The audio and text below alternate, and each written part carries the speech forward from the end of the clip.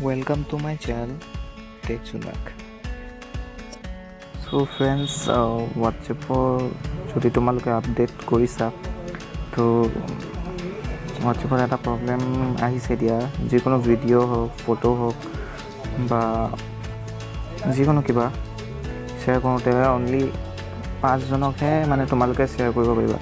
এতিয়া মই ধৰা এইটো ভিডিঅ' মই যদি শ্বেয়াৰ কৰোঁ এইটো WhatsAppত তো এতিয়া দেখিব পাৰিব এইটো 1 জন 2 জন 3 জন 4টা 5টা এতিয়া মই 6 নম্বৰটো যে শ্বেয়াৰ কৰিম এইটো চোৱা প্ৰব্লেম আহে you can only share with up to 5 sets. তো 5 জনতকৈ বেছি আমি একো শ্বেয়াৰ কৰিব নোৱাৰোঁ। তো এইটো ৰিজনটো কি সেইটোকে মই ক'বলৈ ওলাইছোঁ। তো ৰিজন হৈছে যে মানে নেক্সট লাষ্ট যিখিনি হওক না এবছৰ 2 বছৰ যিকোনো এটা বস্তু ফেক বস্তু এটা হওক বা যিকোনো এটা বস্তু যেতিয়া শুদ্ধ হওক ভুল হওক আমি একো নজনাকৈ মানে শ্বেয়াৰ কৰি দিওঁ কিছুমান কথা হওক বা যিকোনো এটা বস্তু। তো তেতিয়া কি হয় এটা ভুল ইনফৰমেশ্যন এটা শ্বেয়াৰ হ'বলৈ বেছি টাইম নালাগে। সেইটো হিচাপত হোৱাটছএপৰ নতুন আপডেটত এইটো দিছে যাতে আমি 5 জনতকৈ বেছি কাকোকে একো বস্তু শ্বেয়াৰ কৰিব নোৱাৰোঁ।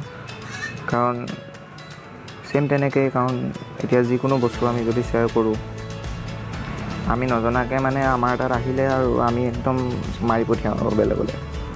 তো এনেকৈ নহয়, সকলো বস্তুৰে এটা সত্যতা থাকে। তো একো নজনাকৈ একো বস্তু শ্বেয়াৰ কৰিব নালাগে। সেইবাবে এইটো নতুন ফিচাৰ দিছে যাতে 5 জনতকৈ বেছি আমি কাউকে শ্বেয়াৰ কৰিব নোৱাৰোঁ।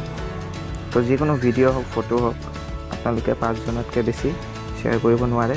তো আপোনালোকে ক'ব পাৰে এইটো ফিচাৰ কেনেকৈ লাগিছে। মোৰ মতেতো এইটো ঠিক হোৱা নাই কাৰণ আমি ইউটিউব ভিডিঅ' মই পুতুকতে কাউকে শ্বেয়াৰ কৰিব নোৱাৰোঁ। 5 জনতকৈ বেছি শ্বেয়াৰ কৰিব নোৱাৰোঁ ডাইৰেক্টলি। আগৰ যদি আপোনালোকে এইটো ফিচাৰ নিবিচাৰে তে এটা কাম কৰিব পাৰে, হোৱাটছএপটো আনইনষ্টল কৰি কাৰোবাৰ পৰা শ্বেয়াৰ ৰেট বা জেণ্ডাৰ দি লৈ আকৌ ল'লে আপুনি আকৌ পুনৰ আগৰ হোৱাটছএপটো পাব। কিন্তু যদি আপডেট দিয়ে তেতিয়া আকৌ 5 জনকহে যিকোনো বস্তু শ্বেয়াৰ কৰিব পাৰিব, নহ'লে নোৱাৰিব আৰু।